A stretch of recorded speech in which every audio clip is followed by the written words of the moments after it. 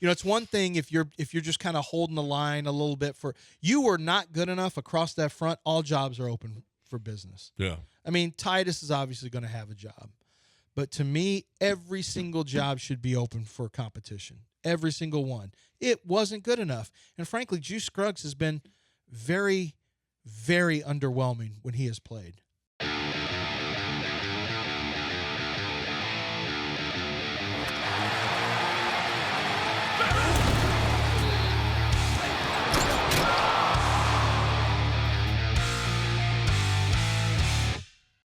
All right. We've been talking about JJ, wanting to, if JJ would come back or whatever. I don't know if they need JJ right now if you want to know the truth. You got Denil Hunter on one side and you got Will Anderson Jr. on the other. And Denil Hunter talked about the D-line. And I just saw, I don't know who put it out. PFF might have put it out. They had the Texans as the third best defense this year. Yep. I mean, roster-wise. Yeah. Well, I mean, performance-wise last year, they still need to get better against the run, but they still got to cut back on those big play opportunities. But Philly's got to be one, right? Gosh, I think I liked it. But I would say it's probably Philly. Yeah, it could be Philly. High-impact players across the board. But, okay, so one of the big reasons that the Texans are way up there is that defensive line. Here is Denil Hunter talking about that D-line. We call ourselves the engine. You got a car, and the car don't move without the engine. So we take pride in, bringing the team on our backs. So we look at this defensive line as the engine of the team. Yeah. And I will tell you this about Denil Hunter. He was there with and he just looks like a big dude right now. He was asked about Denil Hunter does? Yeah. Dude, he's yoked. He is. He is an impressive physical specimen. So you think you could lift if you had 2 months? Would you be able to lift with him? No chance. No. Not at this stage. He's got a head start. I can't catch him in 2 months. I can't catch him in 2 years. It'll take 3 years. 3 years, you think you can catch him? Yeah. I thought 2 months, but okay. No, you got to be realistic about this. Ask what? Here is the question: what did you do this offseason, Denil? It's been a good offseason so far. Focused on gaining more strength. Focused on getting better as a football player. Put on 5 pounds of muscle, so that's a plus. Just getting my body ready for the season. 5 pounds of muscle he put on. I don't know that he was able to put on 5 more pounds of muscle, and dude did it.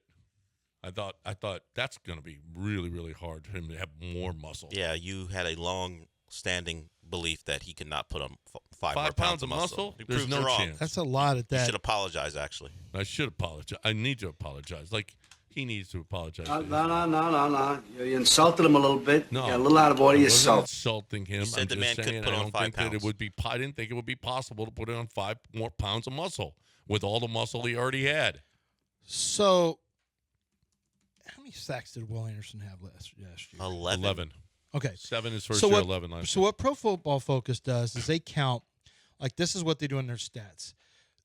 They will count touchdowns scored even if there's a penalty that wipes it out, touchdowns against even if there's a penalty that, wipes it out. They allow stats that get wiped out or whatever. So they have Will Anderson with 16 sacks. 16 sacks. Now, I knew that his total, usually that's a lot for the total to be off by, 5 additional. But Jared Verse has 8 last year. And I bring this up because I looked up PFF, and they've got the top pass rushers. Listen to the era that we're in with pass rushing. Here's how they got them ranked. Myles Garrett, number 1. Micah Parsons, 2. TJ Watt, 3. First of all, that's an incredible 1, 2, 3, but it gets better. Nick Bosa, 4. Aiden Hutchinson, 5, who missed a giant chunk of the season. Max Crosby, 6. And Max Crosby is a baller. Yeah. He's outstanding. And he's 6th. Yeah. Trey Hendrickson is 7th. Yeah. Trey Hendrickson had 17 and a half sacks. He tied with Jared Verse is 8. Now, I love Jared Verse. I had him winning Defensive Rookie of the Year. If you would have listened, he was 10-1 odds. You would have made money if you would have listened to my what I wrote up last year. Now, you would have lost with Caleb Williams if you listened to me for offense last year. Will Anderson, 9. I would put Will Anderson ahead of Jared Verse. And Jared Verse is really, really good. I don't know if I can make an argument right now for Will Anderson ahead of those other guys. What about? I think they're all very, very similar. I think What about Denil? Where's Khalil Mack is 10. Josh Allen from Jacksonville is 11. Denil Hunter, 12. Okay. I mean, that's fine. Alex Highsmith is 13th. Greg Rousseau from the Buffalo Bills is 14. He's very quietly a really good player. And Jonathan Grenard, 15. Where's so?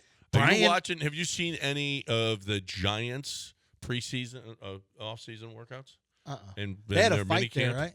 Brian Burns, Kayvon Thibodeau, and Abdul Carter. Well, I mean, see, I think Kayvon Thibodeau will get moved eventually, but Brian Burns, they obviously – was he a free agent or did they trade for him? I think he was a free agent. That dude's serious. Serious off the edge. Brian Burns is number 16 here in their rankings. Abdul Carter has tremendous Micah Parsons type stuff to him. Because he's so fast that he's just going to be too fast for some tackles.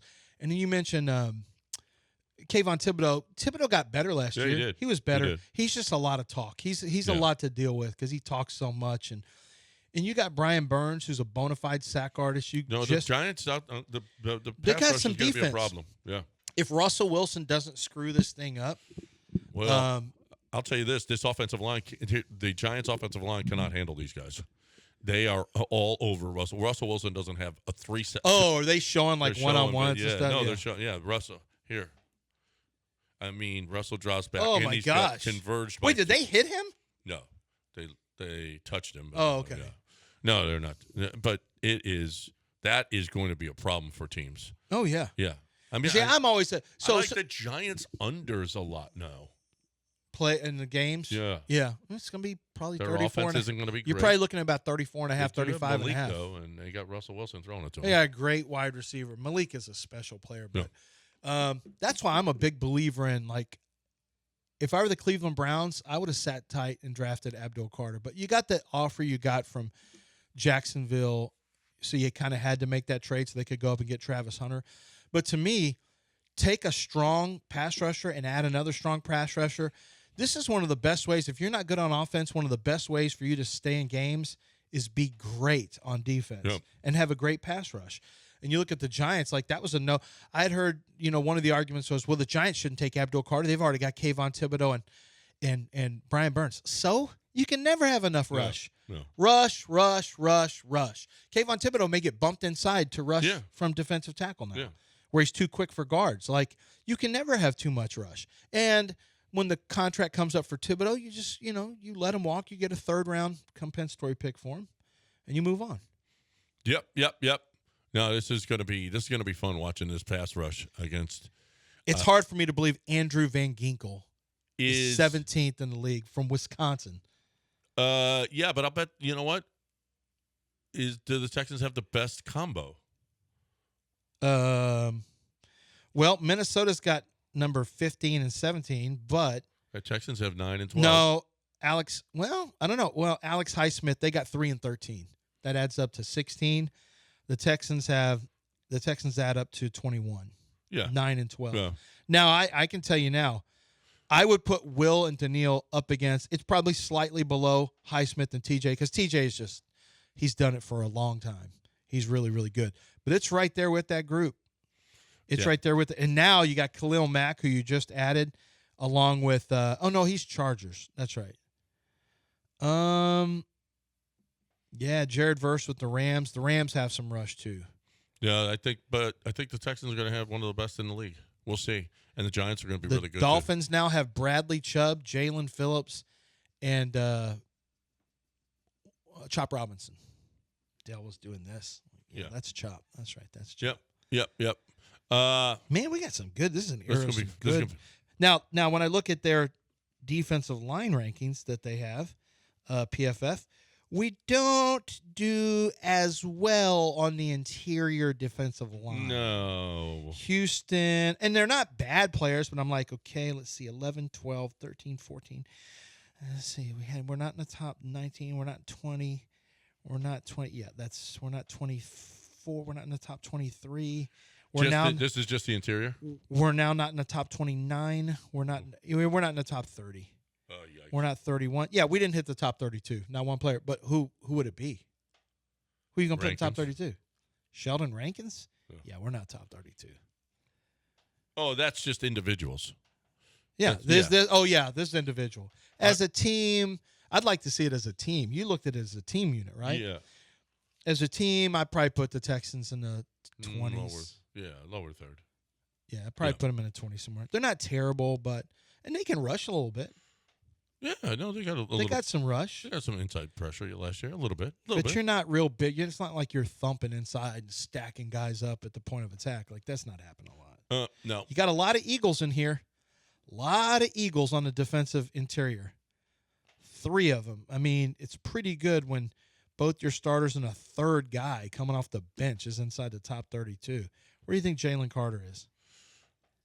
Jalen Carter, as far as interior defensive lineman? Uh-huh. Third? He's 5th. I don't buy that. No. They got Quentin Williams 4th, who's really good. Cam Hayward 3rd. Like, Cam can't still be that. What's the top 5? 1 is Chris Jones. Okay. 2 is Dexter Lawrence, who had a great year. Yeah. And then 3 is Cam Hayward. Is Cam Hayward really that good still? He's 35 this year. Is he really still that good? Better than Jalen Carter? I mean, I know by the end of the year, very few people wanted, like Jalen Carter by the end of the year was on a different level.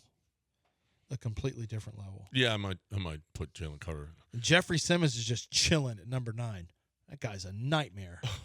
I hate Jeffrey Simmons. I hate seeing no, Jeffrey Simmons versus Juice Scruggs. Here's my invitation of this year. Oh no, Jeffrey Simmons versus Ed Ingram. Oh, and you can cut all of these, Del, so that I can use them depending on who starts. Oh no, not Jeffrey Simmons versus Titus Howard.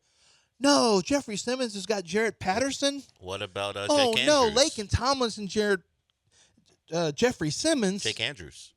Who? Jake Andrews. Oh, Jake Andrews has no chance against Jeffrey Simmons. Yeah. I think I've covered all of the beatings that he'll get. Tavondre Sweat. I know. Tavondre plays with. Tavondre didn't hit. I don't think Tavondre hit this list. And Tavondre Sweat was a mismatch. Tavondre Sweat's got to be in here somewhere. Yeah, there he is, 26th. Dude, Tavondre Sweat and Jeffrey Simmons. If I could buy stock in somebody this year, I'll buy it with those two guys. Tavondre Sweat, if he doesn't come in at 400, which is no guarantee. Tavondre Sweat is a monster when he wants to be. Apparently, one of the stories yesterday, I saw a podcast, Cody and Landry, they were talking about, Juice Scruggs is just holding the bag now. He's not getting reps. He's just holding the pad, the blocking pad. Well, if you didn't, I mean, okay. Yeah, I mean, along with Austin Deculus. Well, that's not great to be out there with Austin Deculus, the practice squad guy who was drafted in the 7th round. I'm a meritocracy guy. If you're not good enough, it's one thing if you're just kind of holding the line a little bit you were not good enough across that front, all jobs are open for business. Yeah. I mean, Titus is obviously going to have a job. But to me, every single job should be open for competition. Every single one. It wasn't good enough. And frankly, Juice Scruggs has been very, very underwhelming when he has played. Yeah. Ladarius Henderson. He's with Ladarius and Deculus. Deculus. Yeah. That's not good for a second-round pick. That's not a good look. You better work on it before camp comes. Back-to-back. Juice. Just think about this. Back-to-back Kenyon Green. This has been Nick's problem. Kenyon Green one year and Juice Scruggs the next year. I mean, I hate to put Juice in that category, but the way you're positioning it, that's not great. No, it's not great.